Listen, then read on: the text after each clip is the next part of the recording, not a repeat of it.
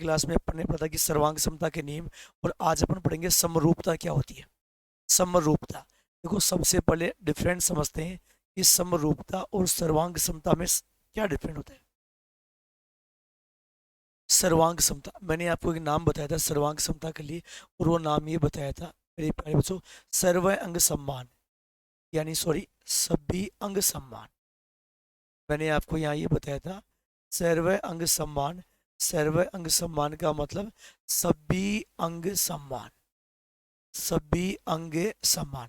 समरूपता, सम्मान रूप, अरे सम्मान रूप, एक जैसी शकल, सम्मान रूप, समान शकल की आकृति वाले, समान शकल की आकृति वाले जो आएंगे वो आएंगे समरूपता में। एक जैसा समान सा रूप होता है। जैसे यार ये वर्त है और ये भी वर्त है, ये त्रिभुज है और ये भी त्रिभुज है, ये आपका मान लो स्क्वायर है तो ये भी आपका स्क्वायर है, ये मान लीजिएगा आपका आयत रेक्टेंगल है, तो प्यारे बच्चों ये भी आपका रेक्टेंगल है। यानी जिनकी आकृतियां सेम है, जिनका रूप समान है, जिनका रूप समान होगा, एक जैसा सा रूप होगा, वो आएंगे समरूप आकृतियों में। प्यारे बच्चों क्या डिफरेंट होता है समरूपता में। समरूपता में केवल और केवल एक ही फंडा काम करता है, और वो क्या फंडा काम करता है मैं आपको बताऊं। मेरे प्यारे बच्चों ध्यान दीजिएगा, समरूपता के लिए किसी एक त्रिभुज के, किसी एक त्रिभुज के तीनों कोण, तीनों कोण दूसरे त्रिभुज के, दूसरे त्रिभुज के तीनों कोणों के, तीनों कोणों के बराबर है, बराबर है। केवल एक ही फंडा काम करता है, किसी एक त्रिभुज के तीनों कोण दूसरे त्रिभुज के तीनों कोणों के बराबर है, तो वे त्रिभुज या वे त्रिभुज समरूप होंगे, समरूप होंगे। ध्यान देना, बहुत इंपॉर्टेंट लाइन।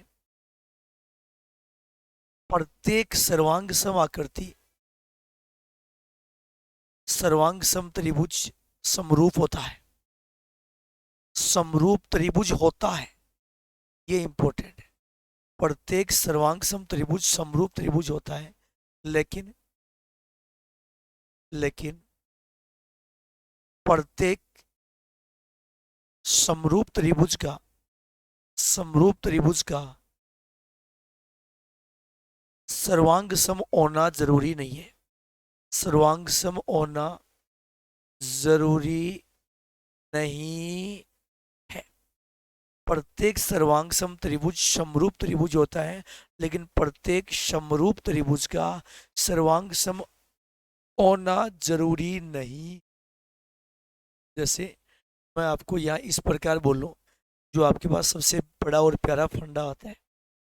जैसे ये दो त्रिभुज आपके पास दे दिए मैंने, ये त्रिभुज है मेरे प्यारे बच्चों ए बी सी, ये त्रिभुज दे दिया मेरे प्यारे बच्चों एक्स वाई और जेड।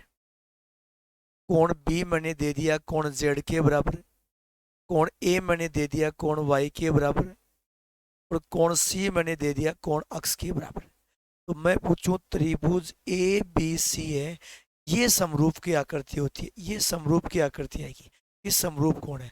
देखो ए का मतलब जहां दो वाला है, मैंने दो लगाया, यहाँ दो वाला त्रिभुज है वाई, यानी जो दो कोण वाला, यानी कोण ए और कोण वाई बराबर है। बी एक कोण सी, तो कोण वाई के बाद जेड और कोण एक्स, ये दोनों त्रिभुज आपस में समरूप है। पूछेगा त्रिभुज अक्स वाई जेड के समरूप क्या है। अक्स वाई जेड, देखो अक्स वाई जेड, तीन से दो, तो ये बेटा तीन है और ये दो है, रिजल्ट रहेगा त्रिभुज सी ए पी, त्रिभुज सी ए पी, ये होता है समरूप। ठीक है। अब जैसे आपके पास एक क्वेश्चन इस प्रकार दिया हुआ होता है, आप लोग इस चीज को समझते हैं। जैसे ये ए बी सी त्रिभुज है, अगर ये जैसे मान लो इसके मध्य बिंदु को मिलाते हैं, ये मध्य बिंदु को मिलाते हैं, तो देखो ये वाला कोण इसके बराबर, ये कोण इसके बराबर, क्यों ये क्यों बराबर हो जाते हैं और ये बराबर, ये जब आकृतियां दोनों समरूप होती है आपस में, समान सी दिखने वाली होती है, तो ही वजह होती है। किसी त्रिभुज की कोई भी दो भुजाओं के मध्य बिंदु को मिलाने वाली भुजा तीसरी भुजा के समांतर होती है, और वो हमेशा उसकी आधी होती है। तीसरी भुजा के समांतर होती है और वो हमेशा आधी होती है है ना।